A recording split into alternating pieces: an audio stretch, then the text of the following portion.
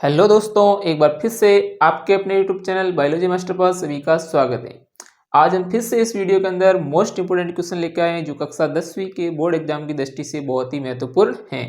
तो ये सारे क्वेश्चन हैं जो कि 1 नंबर व 2 नंबर वाले क्वेश्चनों के इस टाइप के क्वेश्चन हैं जो हमारे बोर्ड एग्जाम में सबसे महत्वपूर्ण भाग है, जिसके अंदर सबसे ज़्यादा क्वेश्चन पूछे जाने वाले हैं, जो 1 व 2 नंबर के क्वेश्चन होते हैं। तो हमें इस पार्ट को बड़े महत्वपूर्ण तरीके से और अच्छे से पढ़ने का प्रयास करना है। तो इस प्रकार के क्वेश्चन जो बोर्ड एग्जाम की दृष्टि से महत्वपूर्ण है, उन क्वेश्चनों को मैं यहाँ पर आपके सामने लेके आया हूँ। तो आप सभी को क्वेश्चन पढ़ने के साथ साथ आंसर देना है और इसको पूरे क्वेश्चनों को आंसर निकाल के अपना टेस्ट लगाना है कि आपके इसमें से कितने क्वेश्चन है जिसका आंसर आपको राइट हुआ है। आइए देखते हैं एक एक करके सभी क्वेश्चनों के बारे में। सबसे पहले हम बात करते हैं कि प्लास्टर ऑफ पेरिस, जिसको हम क्या बोलते हैं, पीओपी, करने के लिए जिप्सम को किस ताप पर गर्म किया जाता है। तो ये छोटी सी अभिक्रिया है, रिएक्शन, उसमें से प्रश्न पूछा गया है। तो जिप्सम को हम किस ताप पर गर्म करते हैं, जिससे कि क्या है, प्लास्टर ऑफ पेरिस करने के लिए जिप्सम को किस ताप पर गर्म किया जाता है। तो इसका आंसर होगा 373 केल्विन पर। तो 373 केल्विन पर गर्म करते हैं। नेक्स्ट क्वेश्चन है कि ट्यूबेक्टोमी का संबंध किस अंग से है। तो ट्यूबेक्टोमी ये मादा जननांग से संबंधित है, मादा जननांग से संबंधित है। मादा जननांग के अंदर किससे संबंधित है, तो ये है अंडवाहिनी, अंडवाहिनी से संबंधित है, जिसको हम फैलोपियन ट्यूब भी बोलते हैं। जिस प्रकार ट्यूबेक्टोमी का संबंध किस अंग से है, उसी प्रकार वेसक्टोमी को भी पूछा जाता है, तो वो नर जननांग से संबंधित होता है, शुक्र वाहिनी से।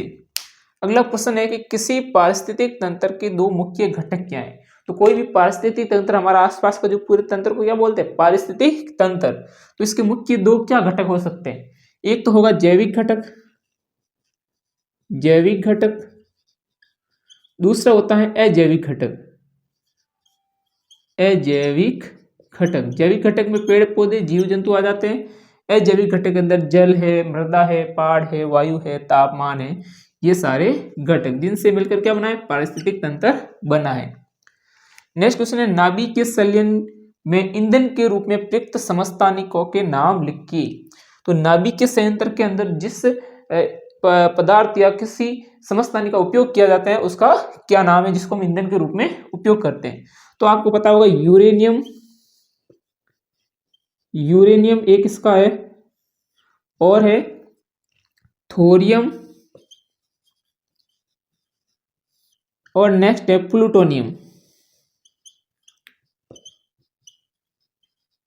ये तीन हमारे बुक के अंदर दिए हुए हैं, जो कि वह मोस्ट इंपोर्टेंट है, जो कि नाभिक के संयंत्र के अंदर ईंधन के रूप में इनको उपयोग में लिया जाता है, यूरेनियम, थोरियम और प्लूटोनियम। नेक्स्ट क्वेश्चन है, हमारे रुधिर का पीएच क्या होता है, हमारे रक्त का पीएच क्या होता है। तो ध्यान रखना दोस्तों, हमारे रक्त का पीएच होता है 7.3 से 7.4 के बीच होता है। इसका मतलब ये उदासीन से ऊपर है, मतलब हल्का सारी है। कैसा है, हल्का सारी है। तो प्रश्न ये भी पूछ लिया जाए कि हमारे रक्त किस प्रकृति का होता है, तो सारे प्रकृति का होता है। और पीएच पूछ ली जाए तो 7.3 से 7.4 के बीच, या 7.4 बोल सकते हो। कार्बन के दो क्रिस्टलीय अपवर रूपों के नाम लिखिए। ये हमारे बहुत इंपॉर्टेंट क्वेश्चन है, बुक के अंदर आया हुआ है कि 3 क्रिस्टल जिसमें हमने पढ़ा भी था, जैसे कि कार्बन का या दुनिया का सबसे कठोरतम पदार्थ, जिसको हम क्या बोलते हैं, हीरा, हीरा है। और क्या है, ग्रेफाइट, ग्रेफाइट। और क्या है, फुलरीन, फुलरीन, कोक। ये सभी कार्बन से बने हैं, सभी क्या कहलाते हैं, अपर रूप कहलाते हैं, कार्बन के अपर रूप, क्रिस्टलीय अपर रूप। तो ये भी ध्यान रखना है कार्बन के क्रिस्टलीय अपर रूपों के बारे में। फिर विद्युत तारों के वेल्डिंग के लिए प्रयुक्त मिश्र धातु। तो विद्युत तार जो कि वेल्डिंग करने के लिए काम में लिया जाता है, वो किस धातु का बना होता है, जिसका क्या नाम है, सोल्डर। याद रखना, सोल्डर है जो विद्युत तार है, जो वेल्डिंग के लिए क्या लेते हैं, काम में लेते हैं, उसका नाम है सोल्डर, जो कि पीबी व एसएन, टिन से मिलकर बना होता है। ये इसका मिश्र धातु से बना होता है, जिसको हम क्या बोलते हैं, सोल्डर बोलते हैं। नेक्स्ट क्वेश्चन है एल्काइन का सामान्य सूत्र क्या है। एल्काइन का सामान्य सूत्र क्या है, तो हमने पढ़ा है एल्केन, एल्किन, एल्काइन। तो ये एल्काइन का पूछ रहे हैं तो आपको पता होना चाहिए। एल्काइन का सामान्य सूत्र है CnH2n -2। तो याद रखना दोस्तों, ये एल्काइन का सूत्र है CnH2n-2। और पूछ ले एल्केन का क्या है, तो सर्वप्रथम एल्केन आता है ना, तो एल्केन का पूछ ले। एल्केन का क्या हो जाएगा, एल्केन का माइनस की जगह क्या लग जाएगा, प्लस लग जाएगा। तो CnH2n+2। पूछ ले एल्कीन का, तो एल्कीन में क्या हो जाएगा CnH2n। ये होता है। तो एल्केन, एल्कीन और एल्काइन तीनों का हमें याद होना चाहिए। खाना बनाते समय यदि बर्तन की तली बाहर से काली हो रही है, इसका मतलब क्या है। अगर हम खाना बना रहे हैं गैस के ऊपर, तो बर्तन की तली वो क्या हो रही है, काली हो रही है। इसका क्या मतलब है, मतलब ये कि जिस ईंधन को हम जला के खाना गर्म कर रहे हैं, तो उस ईंधन का पूर्ण रूप से क्या नहीं हो रहा है, दहन नहीं हो रहा है। तो ईंधन का पूर्ण रूप से दहन नहीं हो रहा है, ईंधन का पूर्ण रूप से दहन नहीं हो रहा है, दहन नहीं हो रहा है। इसका मतलब यही है कि ईंधन का क्या नहीं हो रहा, पूर्ण रूप से दहन नहीं हो रहा है। कार्बन के किस अपर रूप में मुक्त इलेक्ट्रॉन पाए जाते हैं, इसका मतलब क्या है। अगर मुक्त इलेक्ट्रॉन पाए जाते हैं, इसका मतलब कार्बन का एक ऐसा अपर रूप है जो विद्युत का क्या है, सुचालक है। और हम इसको देखा भी है, पेंसिल की जो नोक है ना, जो ग्रेफाइट की बनी होती है, तो ये ग्रेफाइट ही होता है जो विद्युत का सुचालक है, और जिसके अंदर क्या पाए जाते हैं, मुक्त इलेक्ट्रॉन पाए जाते हैं।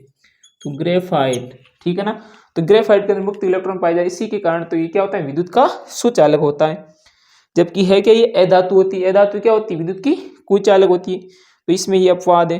पारिस्थितिक तंत्र किसे कहते हैं, ये सेम क्वेश्चन आ रहा है। देखो अभी हमने पढ़ा था, किसी पारिस्थितिक तंत्र के दो मुख्य घटक क्या हैं, जैविक और अजैविक घटक। तो हम यहाँ लिख सकते हैं जैविक और अजैविक घटकों, पर्यावरण के जैविक व अजैविक घटकों के मिलने से बने तंत्र को पारिस्थितिक तंत्र कहते हैं। तो याद रखना दोस्तों, ये सेम क्वेश्चन हो गया कि किस पारिस्थितिक तंत्र में, किसी पारिस्थितिक तंत्र के दो मुख्य घटक क्या हैं, तो जैविक घटक व अजैविक घटक। इसका वापस क्वेश्चन यही पूछा है कि पारिस्थितिक तंत्र किसे कहते हैं, तो जैविक और अजैविक घटकों के मिलने से जो तंत्र बनता है उसको हम क्या बोलते हैं, पारिस्थितिक तंत्र बोलते हैं। फिर नेक्स्ट क्वेश्चन है 12th वाला, देखो मीथेन के दहन का संतुलित रासायनिक समीकरण लिखिए। तो मीथेन का दहन करना, मीथेन किसे बोलते हैं, CH4 को। तो CH4 का दहन करेंगे किसके साथ जलेगा, ऑक्सीजन के साथ जलेगा। तो ऑक्सीजन के साथ जलेगा तो क्या बनेगा उत्पाद के रूप में, CO2 प्लस साथ में क्या बनेगा, जल, H2O। तो संतुलित करना भी जरूरी है। संतुलित का बोल रहे हैं, तो यहाँ हाइड्रोजन कितने हैं, 2 हैं, और यहाँ हाइड्रोजन 4 हैं। तो दो मेरे को यहाँ पर 4 करने के लिए यहाँ कितने लगाने पड़ेंगे, 2। तो यहाँ से हाइड्रोजन 4 हो गए। तो फिर यहाँ ऑक्सीजन कितनी होगी, 3। यहाँ ऑक्सीजन कितने हैं, 2। यहाँ ऑक्सीजन 4 हो गए। देखो ये 2 और ये 2 कितने हो गए, 4। इधर भी ऑक्सीजन को 4 करने के लिए यहाँ क्या लगा दूंगा, 2। तो इस प्रकार से ये हमारी रासायनिक समीकरण क्या हो गई, संतुलित। तो मीथेन के दहन की समीकरण होगी, साथ में इसको हमने संतुलित भी कर दिया। नेक्स्ट क्वेश्चन है कि lithium, beryllium, boron, carbon, nitrogen, oxygen में से कौन सा तत्व जो सबसे बड़ा है और कौन सा सबसे छोटा है। तो ये हमें आकार के रूप में पूछ रहे हैं कि साइज में सबसे बड़ा कौन है, साइज में सबसे छोटा कौन है। तो हमें इसमें आवर्त सारणी के बारे में हमें थोड़ा पता होना चाहिए कि आवर्त सारणी में हम देखते हैं कि हम बाईं ओर से दाईं ओर जाते हैं तो तत्वों के जो कि साइज बढ़ती है, तत्वों की साइज बढ़ती है, मतलब आयतन कोश में इलेक्ट्रॉन की संख्या क्या होती है, बढ़ती है। और फिर हम ऊपर से नीचे आते हैं, आवर्त सारणी में ऊपर से नीचे आते हैं तो क्या होता है, बाह्यतम कोशों की संख्या बढ़ती है। तो ऊपर से नीचे आते तब बाह्यतम कोशों की संख्या बढ़ती है, तो हम बोल सकते हैं आकृति बढ़ती है। लेकिन ये lithium, beryllium, boron, carbon, nitrogen, oxygen ये हमें एक आवर्त में दे रखे हैं, एक सीध में दे रखे हैं, इस प्रकार से क्षैतिज में। तो इस प्रकार दे रखे हैं, इसका मतलब हम लिथियम से शुरू करके ऑक्सीजन की तरफ जाएंगे तो लगातार उसके बाह्यतम कोश में इलेक्ट्रॉन की संख्या क्या होगी, बढ़ेगी। तो इलेक्ट्रॉन की संख्या बढ़ेगी तो जो आकर्षण बल है वो भी तो बढ़ेगा। आकर्षण बल बढ़ेगा तो इधर जाएंगे तो हम लगातार देखेंगे कि कोशों के अंदर बाह्यतम कोश में जैसे जैसे इलेक्ट्रॉन की संख्या बढ़ेगी वैसे वैसे आकर्षण बल बढ़ेगा। तो हम जैसे जैसे इधर जाएंगे तो उसकी साइज में क्या आएगी, कमी आएगी। साइज में क्या आएगी, कमी। तो लिथियम के बाह्यतम कोश में इलेक्ट्रॉन सबसे कम है तो आकर्षण बल क्या है, सबसे कम आकर्षण बल है, जिसके कारण ये साइज में क्या होगा, बड़ा होगा, जबकि ऑक्सीजन साइज में सबसे क्या होगा, छोटा होगा।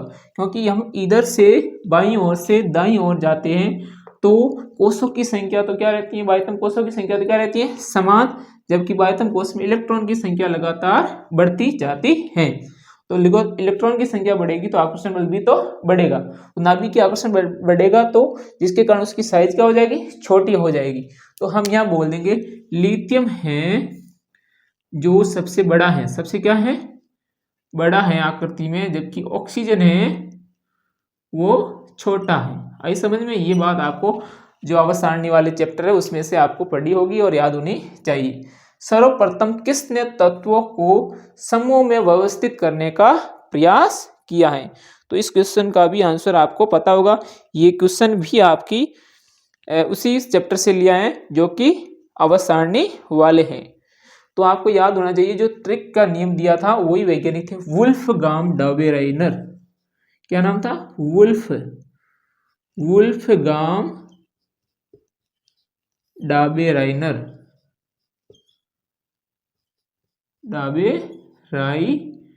ये रसायनिक वैज्ञानिक थे जो कि, ठीक है ना, तो इन्होंने सबसे पहले आवर्त सारणी को व्यवस्थित करने का प्रयास किया था सन 1817 में। सन 1817 के अंदर वुल्फगांग डाबेराइनर ने। फिर नेक्स्ट क्वेश्चन है हीमोग्लोबिन कहाँ पाया जाता है? हमारे शरीर में हीमोग्लोबिन कहाँ पाया जाता है? तो आप सभी को पता होना चाहिए हमारे शरीर के अंदर ब्लड सेल होती हैं जो कि एक रेड ब्लड सेल और व्हाइट ब्लड सेल। तो इन दोनों में से है एक रेड ब्लड सेल जिसका नाम है आरबीसी। तो आरबीसी के अंदर हीमोग्लोबिन पाया जाता है।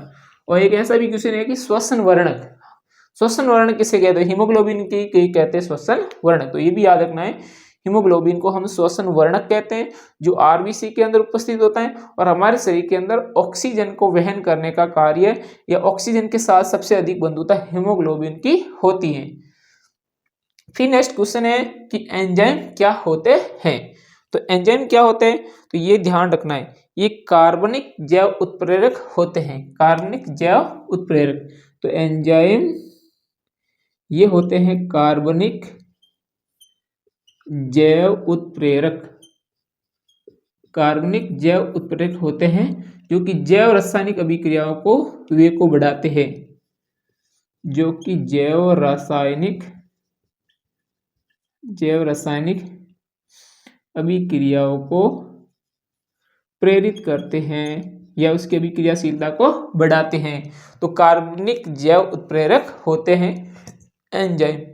फिर है फल व बीजों में किस हार्मोन की सांद्रता अधिक होती है? जो पेड़ों के फल व बीज लगते हैं उसमें किस हार्मोन की सबसे अधिकता होती है? तो याद रखना साइटोकाइनिन हार्मोन।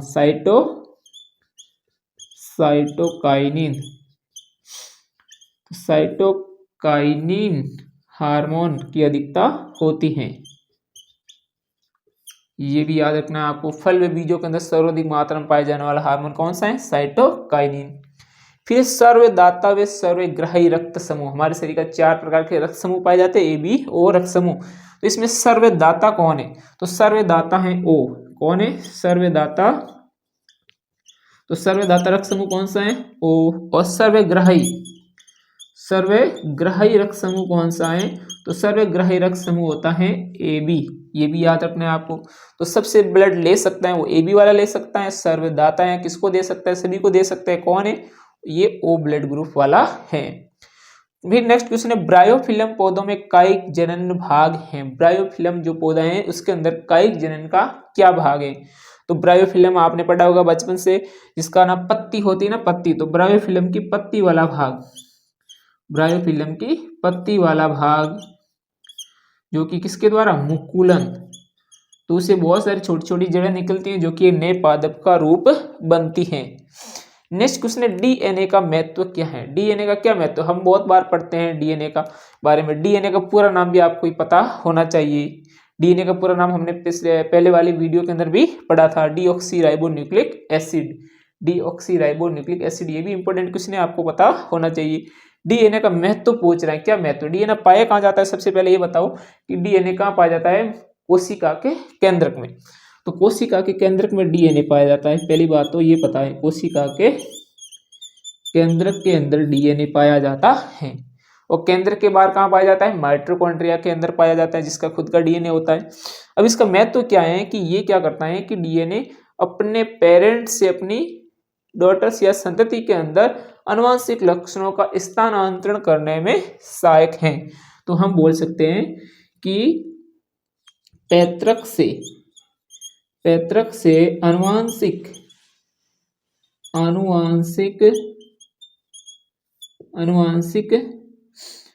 पदार्थ मतलब आनुवंशिक गुणों। तो आनुवंशिक पदार्थ का स्थानांतरण संततियों में। तो आई समझ में। तो डीएनए का महत्व यही है कि वो अपने पेरेंट्स या माता पिता से आनुवंशिक लक्षणों का स्थानांतरण संततियों में करता है या नेक्स्ट पीढ़ी में करता है। फिर डार्विन ने किस सिद्धांत की परिकल्पना की। तो डार्विन ने किस सिद्धांत की परिकल्पना की, तो ये भी आपको पता होना चाहिए, हमारे क्वेश्चन बुक के अंदर आया हुआ है। तो प्राकृतिक वर्ण का जैव विकास सिद्धांत। प्राकृतिक वर्ण के द्वारा उन्होंने सिद्धांत दिया जिसका नाम है जैव विकास। किस प्रकार प्राकृतिक चयन के द्वारा जैव विकास हो रहा है। तो प्राकृतिक वर्ण का जैव विकास सिद्धांत की परिकल्पना या सिद्धांत दिया था किसने, डार्विन ने। फिर नेक्स्ट है मोतियाबिंद की शल्य क्रिया के बाद जो हमारे आंख के अंदर जो लेंस लगाया जाता है उस लेंस का क्या नाम है। तो मोतियाबिंद हो जाता है तो हमारे आंख के अंदर क्या लगा जाता है, लेंस। जैसे कि जब एज बड़ी हो जाती है लगभग 50-60 साल की, तो व्यक्तियों को दिखाई देना कम हो जाता है, उसका लेंस कमजोर हो जाता है, जिसमें प्रकाश की किरणों का सही रूप से रेटिना पर फोकसित नहीं होता है, तो व्यक्तियों को स्पष्ट रूप से दिखाई नहीं देता है। ऐसी स्थिति में शल्य क्रिया के बाद डॉक्टर उस लेंस को हटा दिया जाता है तो नया लेंस, कृत्रिम लेंस लगाया जाता है, उसका नाम पूछ रहा है। तो आपको पता होना इंट्राओक्यूलर लेंस। इंट्राओक्यूलर लेंस, इसका नाम है इंट्राओक्यूलर लेंस लगाता है। तो डॉक्टर हमारी शल्य क्रिया के बाद कौन सा लेंस लगाता है, इंट्राओक्यूलर लेंस। इलेक्ट्रॉन पर आवेश का मान क्या होता है। इलेक्ट्रॉन पर आवेश का मान क्या होता है, एकदम सिंपल क्वेश्चन है, हमारे विद्युत वाले चैप्टर के अंदर ये आया हुआ है।